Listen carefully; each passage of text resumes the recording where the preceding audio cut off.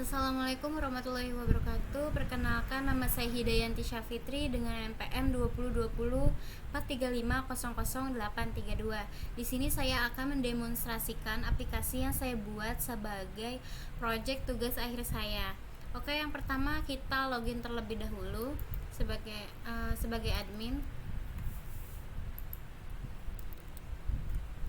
Kemudian kita login, kita masuk ke menu utama. Di menu utama ini kita memiliki 5 menu. Yang pertama, menu data karyawan, kemudian menu data kriteria, lalu menu proses data, ada menu laporan, dan juga yang terakhir menu informasi. Yang pertama kita masuk ke menu data karyawan terlebih dahulu. Di menu data karyawan ini berfungsi sebagai penyimpanan biodata para karyawan. Sebagai contoh, kita masukkan nicknya terlebih dahulu.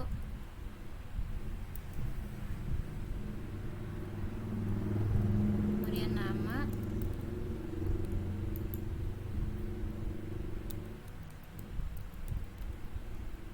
Tempat lahir. Tanggal lahir.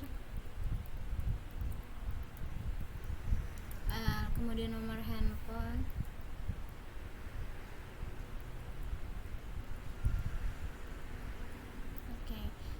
Untuk alamat kita masukkan Bojonggede. Kemudian kita simpan. Data atas nama Suci sudah masuk ke tabel data karyawan. Kemudian kita kembali ke menu utama. Lalu kemudian kita masuk ke data kriteria. Nah, di data kriteria ini berfungsi sebagai input nilai data kriteria yang diperlukan untuk metode SAW. Di sini ada 3 tabel ya. Yang pertama itu ada tabel input data, ada tabel kriteria, dan juga tabel petunjuk. Yang pertama kita masukkan nama karyawan yang akan dimasukkan. Nah, untuk C1 kita bisa lihat ke petunjuk. Di petunjuk ini C1 itu sebagai kemampuan. Nah, saya umpamakan kemampuan Suci itu ada 6 ya. Maka nilai bobot yang harus saya masukkan yaitu 40, karena di sini lebih dari 5 itu bernilai bobot adalah 40. Kita isi 40. Kemudian kita masuk ke C2. Di C2 itu sebagai pengetahuan. Saya umpamakan Suci memiliki 8 pengetahuan, maka saya masukkan nilai bobot berarti 30 ya. Kemudian C3. Di C3 ini sebagai absensi. Nah, saya umpamakan Suci selalu hadir nih, maka nilai bobot yang saya berikan adalah 40. Lalu yang terakhir ada C4. C4 itu masa kerja. Masa kerja Suci itu diumpamakan adalah kurang dari 3 bulan, maka nilai bobot yang harus saya masukkan adalah 10. Kemudian kita simpan. Nah, kita cari atas nama Suci, ternyata sudah masuk ke tabel data kriteria. Selanjutnya kita kembali ke menu utama. Selanjutnya kita masuk ke proses data. Di proses data ini kita memiliki di proses data ini terdapat tabel data kriteria yang sudah kita masukkan tadi ya. Tadi tuh ada nama Suci sudah masuk.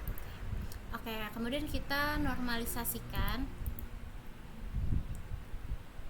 Lalu kemudian kita lihat peringkat para karyawan. Suci berada di peringkat kedua ya. Lalu kita ke menu utama lagi. Kemudian yang selanjutnya kita masuk ke menu laporan. Di menu laporan ini terdapat laporan data karyawan. Kita bisa cetak seperti ini. Ada nama, jenis kelamin, tanggal lahir, tempat lahir, nomor handphone, dan alamat. Lalu ada laporan data kriteria yang tadi sudah kita hitung ya. sudah kita masukkan tadi. Kayak ini dia. Nilai-nilainya dari C1, kemampuan, pengetahuan, absensi, dan masa kerja. Oke. Kemudian ada laporan data peringkat ya. Di sini ada data peringkat rekomendasi karyawan tetap dan ada laporan data peringkat juga. Oke. Kita bisa cek di sini hasil rekomendasi karyawan tetap. Di sini yang terrekomendasi banget untuk perusahaan itu ada Andini yang pertama, kemudian ada Suci yang kedua, dan Andrianto yang ketiga.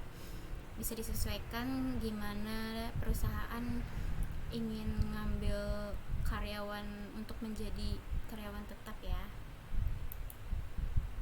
Kemudian kita ke laporan data peringkat. Oke. Ini hasil perhitungannya. Ya. Oke. Kita kembali ke menu utama dan yang terakhir kita masuk ke menu informasi. Menu informasi ini berisikan data diri saya dan juga informasi tentang aplikasi. Oke, yang terakhir kita kembali ke menu utama lagi. Oke, setelah ini kita bisa log out. Oke, selesai. Jadi demikian demonstrasi yang sudah saya lakukan. Untuk kurang lebihnya mohon maaf. Wassalamualaikum warahmatullahi wabarakatuh.